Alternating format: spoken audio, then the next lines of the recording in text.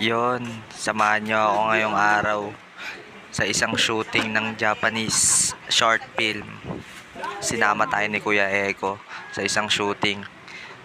Yan si Kuya Eko, yung naka-t-shirt na white.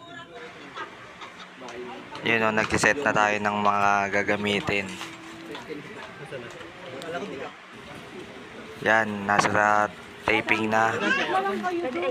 Japanese movie, pero meron din tayong kasama ditong mga Filipino actors, actress. Halo yan, collaboration. Yan o, si Kuya, behind the scene lang siya. Lumipat tayo ng sequence, nasa palengke na tayo ngayon ng Tondo. Yan, dami nanonood sa atin. Sa kanila pala, hindi sa atin. Yan yung actress natin, main actress. Di yan pinapalabas sa Yan TV si na nanay na patanungan daw, ano daw palabas yan. Wala na ako nasagot eh. You know, pumasok tayo ng Eskinita bago mamarating yung Estero. Ayun yung papuntang Estero dyan. And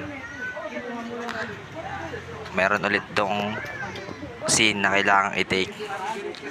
Ayan, nag-meeting na sila.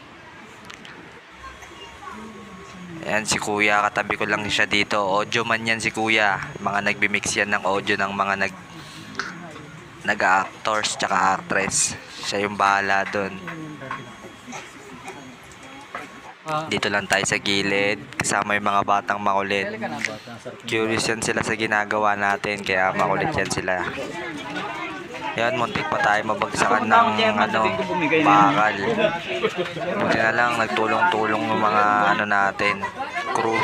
Sila bossing yan, mga Japanese, mababait din yan sila.